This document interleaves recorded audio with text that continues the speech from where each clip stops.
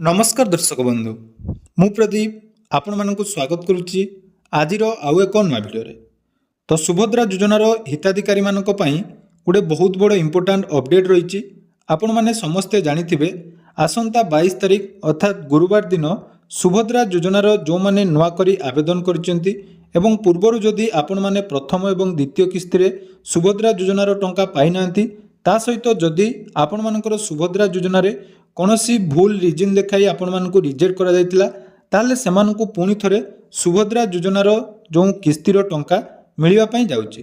तेणु 22 तारिख दिन पाखापाखि 4 लाख रु ऊर्ध्व हिताधिकारी को सुभद्रा योजना रे 5,000 टंका रु आरंभ करी 15,000 टंका पर्यंत जहाँकि सहायता राशि मिलवा पई जाउची। किंतु सबुठारु इंपोर्टाट अपडेट जोटा कि रही जे जो मानकर रिजेक्ट हो जाइची बा जो मानकर जदि प्रथम एवं द्वितीय किस्तीर टंका मिलला परे तृतीय किस्ती रे रिजेक्ट हो जाइतिला एवं सेमाने ग्रीवेंस देइतिले तेणु सेमानक पई गोटे बहुत बड़ खुशीर खबर जहाँकि जदि आपण माने ग्रीवेंस देइतिले ताहले वर्तमान आपण मानक सुभद्रा योजनार टंका मिलिबो कि नाही ता मध्य आपण माने चेक करि पारिबे। देखंतु सुभद्रा योजना को नहीं आपण मानकर बहुत सारा कन्फ्यूजन रोची। सबुठारु बड़ कन्फ्यूजन जे जो 24,000 रु ऊर्ध्व हिताधिकारी मानकु चिन्हट करा जाइछि जो माने कि प्रथम एवं द्वितीय किस्तीर टंका पाइला परे तृतीय किस्ती समय तांकर फॉर्म टी रिजेक्ट करा जाइतिला एवं सेमानकर जो फील्ड वेरिफिकेशन करा जाई 24,000 ऊर्ध्व हिताधिकारी को जो सिलेक्शन करा जाइछि तो सेमानक मध्य आपण मानकर ना अछि कि नाही आपण माने केमिति जानिबे। तेणु यहाँ गोटे स्वतंत्र एवं इंपोर्टाट वीडियो मु आपण मानक पाखकु नहीं आछि जोटा कि आपण माने जानिबा निहाती दरकार। देखंतु सुभद्रा योजनार आवेदन होबा आरंभरू वर्तमान पर्यंत जहाँ भी प्रोब्लेम आछि आपण मानकर ऑप्ट आउट कथा भाबंतु बा जो मानकर रिजेक्ट होला परे ग्रीवेंस देबा कहंतु सबु किछि मु आपण मानक सहित सर्वप्रथमे शेयर करछि। आपण मानकर मध्य बहुत सारा भलो भलो रेस्पॉन्स थिला एवं ता मध्यरु आहुरी गुटे बहुत बड़ खुशीर खबर जे आमे जो प्रोसेस रे सुभद्रा योजना रे ग्रीवेंस देइतिलु एवं ब्लॉक रे मध्य आपण माने जदि एप्लिकेशन देइथिले ताहले वर्तमान आपण माने 24,000 हिताधिकारी मध्य रे निजको खोजी पाई परिबे। तो केमिति कोन चेक करिवे एवं आपण माने केमिति जानिबे जे आपण मानकु टंका मिलिबो कि नाही तार समस्त डिटेल्स अपडेट आज रो वीडियो रे जानिबे। तेणु वीडियो को जमारो स्किप न करी प्रथम रु शेष पर्यंत देखिबे। ता पूर्व जदि चैनल को प्रथम दर विजिट करचंती वीडियो को लाइक करबा सहित चैनल को सब्सक्राइब करिवे एवं आगो को नुआ नुआ अपडेट पाइबा पई हम चैनल सहित जोड़ी रहिबे। देखंतु सुभद्रा योजनार जो 22 तारिख दिन आपण मानकु टंका मिलिबो सेटा आपण माने समस्ते जानिचंती बा समस्ते यूट्यूब रे मध्ये आपण मानकु विभिन्न सारा वीडियो मध्ये आस्तुबो जे 18 तारिख जेतेबेले टंका मिलिबा पई सबुआडे घोषणा हेतिला मु मध्ये से समय आपण मानकु कहितली जे 18 तारिख टंका मिलिबो नाही देखिबे सेटा एक्सटेंड होबो फाइनली सेटा मध्ये एक्सटेंड हला किंतु फाइनल डेट जोटा कि 22 तारिख अर्थात आउ 2 दिन पर आपण मानकु सुभद्रा योजनार टंका मिलिबो। एथिरे जो सूचना वर्तमान सुधा अछि जे प्रथमे जो माने नुआ आवेदन करछन्ती सेटा प्राय 1 लाख रु ऊर्ध्व रहिछन्ती सेमानकु जाकी 5,000 टंका मिलिबो सेटा ला नुआ आवेदन करछन्ती सेमानकर किछि प्रॉब्लम नाही सेमानक मध्यरु कार भी रिजेक्ट होबनी जदि आपण माने आवेदन करिछन्ती एवं 21 रु 60 वर्ष मध्यरे आपण मानकर एज अछि सेमाने 5,000 टंका कन्फर्म पाइ जिवे। तापर जो मेन कन्फ्यूजन हमर जो रहिछि जे जो मानकर रिजेक्ट हेतिला एवं जो मानकर फर्स्ट एवं सेकंड पेमेंट आसी नथिला तो सेमानक मध्यरु देखंतु पाखापाखि 2 लाख रु ऊर्ध्व हिताधिकारी रहिछन्ती जो मानकर प्रथम एवं द्वितीय किस्तीर टंका मिली नथिला तेणु सेमाने वर्तमान जहाँकि 10,000 टंका पाइबे।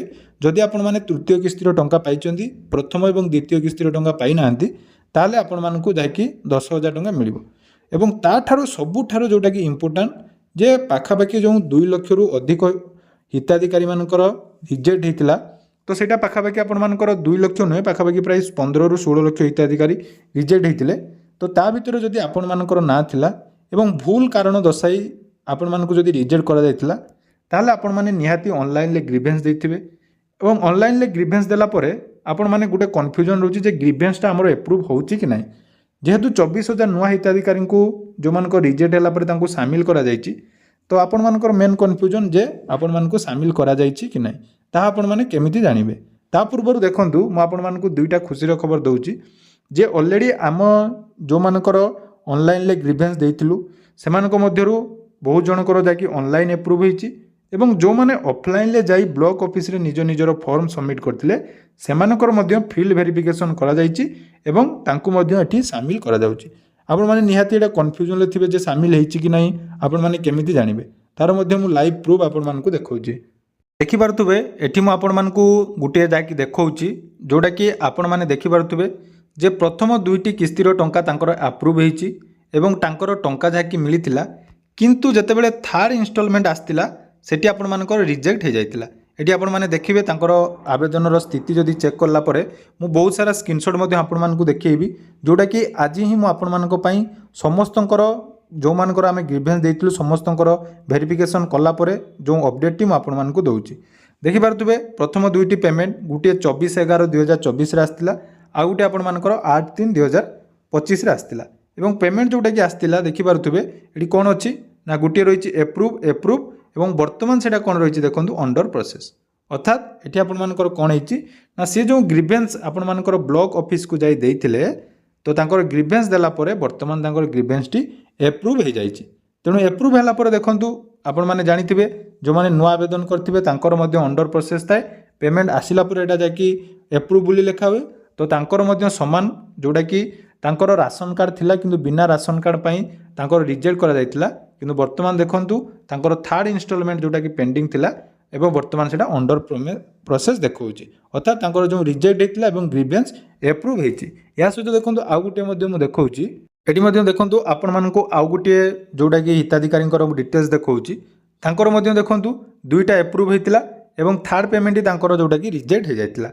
ଫାର୍ଷ୍ଟ ଦୁଇଟା ପେମେଣ୍ଟ କେତେ ତାରିଖରେ ଆସିଛି ମଧ୍ୟ ଦେଖନ୍ତୁ, ଗୋଟିଏ ଆପଣମାନଙ୍କର 9/10/2024 ଆସିଛି, ଆଉ ଗୋଟିଏ 8/3/2025।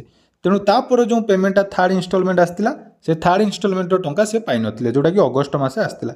କିନ୍ତୁ ସେ ବର୍ତ୍ତମାନ ଗ୍ରିଭେନ୍ସ ଦେଇଛନ୍ତି, ଗ୍ରିଭେନ୍ସ ଦେଲା ପରେ ତାଙ୍କର ଗ୍ରିଭେନ୍ସ ମଧ୍ୟ ଏପ୍ରୁଭ୍ ହେଇଯାଇଛି। ଏହାପରେ ଦେଖନ୍ତୁ ଆହୁରି ମଧ୍ୟ ମୁଁ ଆପଣମାନଙ୍କୁ ଦେଖେଇବି ବହୁତ ସାରା ଯାଇକି ମୋ ପାଖରେ ବର୍ତ୍ତମାନ ଅଛି। ଏଠି ମଧ୍ୟ ଦେଖନ୍ତୁ ଯଦି ଆପଣମାନଙ୍କର ଗ୍ରିଭେନ୍ସ ଆପଣମାନେ ଠିକ୍ ଭାବରେ ଦେଇଥିଲେ ତାହେଲେ ଦେଖନ୍ତୁ ଏଠି ଆପଣମାନେ ବର୍ତ୍ତମାନ ନିଜର ଷ୍ଟାଟସ୍ ଚେକ୍ କଲେ ଆପଣମାନେ ଏଇଠି ଜାଣିପାରିବେ ଯେ ତାଙ୍କର ଅଣ୍ଡର ପ୍ରୋସେସ୍ ଯଦି ଦେଖାଉଛି ବା ଆପଣମାନଙ୍କର ଯଦି ପ୍ରଥମ ଦୁଇଟି ପେମେଣ୍ଟ ପରେ ତୃତୀୟ ପେମେଣ୍ଟଟି ଅଣ୍ଡର ପ୍ରୋସେସ୍ ଦେଖାଉଛି, ତାମାନେ ଆପଣମାନେ କନଫର୍ମ ହୁଅନ୍ତୁ ଯେ 22 ତାରିଖ ଦିନ ଆପଣମାନଙ୍କର ଟଙ୍କା ଆସିବ। ଏବଂ ଗ୍ରିଭେନ୍ସର ଅପଡେଟ୍ ମଧ୍ୟ ମୁଁ ଆପଣମାନଙ୍କୁ ଦେଖାଇ ଦେଉଛି। ଯାହାଙ୍କର ଏଠି ଗ୍ରିଭେନ୍ସ ଦିଆଯାଇଥିଲା ତାଙ୍କର କ'ଣ ହେଇଛି ନା ତାଙ୍କର এই ଯେଉଁ ଗ୍ରିଭେନ୍ସଟାକୁ ଡିସ୍ପୋଜ୍ କରିଦିଆଯାଇଛି, ଅର୍ଥାତ୍ ତାଙ୍କର ଏପ୍ରୁଭ୍ କରିଦିଆଯାଇଛି। ଏବଂ ଏଠି ଏପ୍ରୁଭ୍ କଲା ପରେ ତାଙ୍କର ଫିଲ୍ଡ ଭେରିଫିକେସନ୍ ଯେଉଁଟାକି ପେଣ୍ଡିଂ ଥିଲା, ବର୍ତ୍ତମାନ ଫିଲ୍ଡ ଭେରିଫିକେସନ୍ ପେଣ୍ଡିଂ କମ୍ପ୍ଲିଟ୍ ହେଲା ପରେ ତାଙ୍କର ଷ୍ଟାଟସ୍ ବର୍ତ୍ତମାନ ଦେଖନ୍ତୁ ଏଠି ଦେଖିପାରୁଥିବେ ଯେଉଁଟାକି ଅଣ୍ଡର ପ୍ରୋସେସ୍ ଶୋ କରୁଛି। ତେଣୁ ଯେଉଁମାନଙ୍କର ଷ୍ଟାଟସ୍ରେ ପୂର୍ବରୁ ରିଜେକ୍ଟ ହେଇଥିଲା ଏବଂ ବର୍ତ୍ତମାନ ଷ୍ଟାଟସ୍ ଚେକ୍ କଲା ପରେ ତୃତୀୟ ଇନଷ୍ଟଲମେଣ୍ଟଟି ଆପଣମାନଙ୍କର ଅଣ୍ଡର ପ୍ରୋସେସ୍ ଦେଖାଉଛି, ତାମାନେ ଆପଣମାନେ କନଫର୍ମ ହେଇଯାଆନ୍ତୁ ଯେ ଆପଣମାନେ 2 ଦିନ ପରେ ବା 22 ତାରିଖ ଦିନ ଟଙ୍କା ପାଇବେ। ଯଦି ଆପଣମାନଙ୍କର ଏଠି ରିଜେକ୍ଟ ଶୋ କରୁଛି ଥାର୍ଡ଼ ଇନଷ୍ଟଲମେଣ୍ଟ ବା ସେକେଣ୍ଡ ଇନଷ୍ଟଲମେଣ୍ଟ ବା ଫାର୍ଷ୍ଟ ଇନଷ୍ଟଲମେଣ୍ଟ ଯେଉଁଟାକି ବର୍ତ୍ତମାନ ସୁଦ୍ଧା ଏପ୍ରୁଭ୍ ହେଇନାହିଁ, ତାମାନେ ଆପଣମାନେ 22 ତାରିଖ ଦିନ ସୁଭଦ୍ରା ଯୋଜନାର ଟଙ୍କା ପାଇବେ ନାହିଁ। କାରଣ ଦେଖନ୍ତୁ ଗ୍ରିଭେନ୍ସ ଆମର ଦୁଇ ପ୍ରକାର କରାଯାଇଥିଲା, ଗୋଟେ ଆପଣମାନଙ୍କର ଫିଲ୍ଡ ଭେରିଫିକେସନ୍ ପାଇଁ ବ୍ଲକ ଅଫିସକୁ ଯାଇ ଆପଣମାନଙ୍କୁ ଗ୍ରିଭେନ୍ସ ଦେବା ପାଇଁ ପଡ଼ୁଥିଲା ଏବଂ ଆଉ ଗୋଟିଏ ଥିଲା ଅନଲାଇନ୍ରେ। ତ ଯେଉଁମାନେ ବ୍ଲକ ଅଫିସକୁ ଉଭୟ ବ୍ଲକ ଅଫିସରେ ଗ୍ରିଭେନ୍ସ ଦେଇଛନ୍ତି ଏବଂ ନିଜର ଭେରିଫିକେସନ୍ କରେଇଛନ୍ତି ସେମାନଙ୍କର 100% ଏପ୍ରୁଭ୍ ହେଇଛି। ଏବଂ ଯେଉଁମାନଙ୍କର ଅନଲାଇନ୍ରେ ହେଇଥିଲା ଏବଂ ଅନଲାଇନ୍ରେ ଯଦି ଆପଣମାନେ ସଠିକ୍ ଡକୁମେଣ୍ଟ ନ ଦେଇ ନିଜର ଗ୍ରିଭେନ୍ସ ଠିକ୍ ଭାବରେ ଦେଇନଥିଲେ ତାହେଲେ ହୁଏତ ଆପଣମାନଙ୍କର ଏଇଟା ପେଣ୍ଡିଂ ରହିଯାଇଥିବ।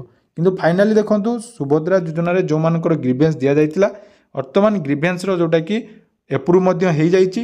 ତେଣୁ ଯଦି ଆପଣମାନଙ୍କର ଗ୍ରିଭେନ୍ସର ଷ୍ଟାଟସ୍ ବର୍ତ୍ତମାନ ଅଣ୍ଡର ପ୍ରୋସେସ୍ ଶୋ କରୁଛି ବା ଆପଣମାନଙ୍କର ସବୁ କମ୍ପ୍ଲିଟେଡ୍ ଶୋ କରୁଛି ତାହେଲେ ଆପଣମାନେ ଟଙ୍କା ପାଇବେ, ନହେଲେ ଆପଣମାନଙ୍କୁ ଟଙ୍କା ମିଳିବ ନାହିଁ। ତେଣୁ ବହୁତ ଇମ୍ପୋର୍ଟାଣ୍ଟ ଅପଡେଟ୍, ଜଲ୍ଦି ଆପଣମାନେ ସୁଭଦ୍ରା ଯୋଜନାର ପୋର୍ଟାଲକୁ ଯାଆନ୍ତୁ। ପୋର୍ଟାଲ ଗଲା ପରେ ଆପଣମାନେ ଆବେଦନ ସ୍ଥିତି ଅପସନ୍ରେ କ୍ଲିକ୍ କରି ନିଜର ଆଧାର କାର୍ଡ଼ ଏବଂ ଆପଣମାନଙ୍କର OTP ସାହାଯ୍ୟରେ ନିଜର ଷ୍ଟାଟସ୍ ଚେକ୍ କରିଦିଅନ୍ତୁ। ଯଦି ଷ୍ଟାଟସ୍ରେ ଆପଣମାନଙ୍କର ଅଣ୍ଡର ପ୍ରୋସେସ୍ ଅଛି ତାହେଲେ ଆପଣମାନେ ଯେଉଁଟାକି ରିଜେକ୍ଟ ହେଇଥିଲା ବର୍ତ୍ତମାନ ତାକୁ ଏପ୍ରୁଭ୍ କରାଯାଇଛି ଏବଂ ଆପଣମାନେ 22 ତାରିଖ ଦିନ ପେମେଣ୍ଟ ପାଇପାରିବେ। ତେଣୁ ଷ୍ଟାଟସ୍ ଚେକ୍ କଲା ପରେ ଆପଣମାନଙ୍କର ବର୍ତ୍ତମାନ କ'ଣ ଅପଡେଟ୍ ରହିଛି ନିହାତି ଆପଣମାନେ କମେଣ୍ଟ କରନ୍ତୁ। ଯଦି ଅନ୍ୟାନ୍ୟ କିଛି ଡାଉଟ୍ ରହୁଛି ଷ୍ଟାଟସ୍କୁ ନେଇ ଡେସ୍କ୍ରିପ୍ସନ୍ରେ ଆମର ଟେଲିଗ୍ରାମ ଚ୍ୟାନେଲର ଲିଙ୍କ୍ ଅଛି, ସେଠି ଆପଣମାନେ ଜଏନ୍ ହେଇ ମୋ ସହିତ ଡାଇରେକ୍ଟ ମଧ୍ୟ କଣ୍ଟାକ୍ଟ କରିପାରିବେ।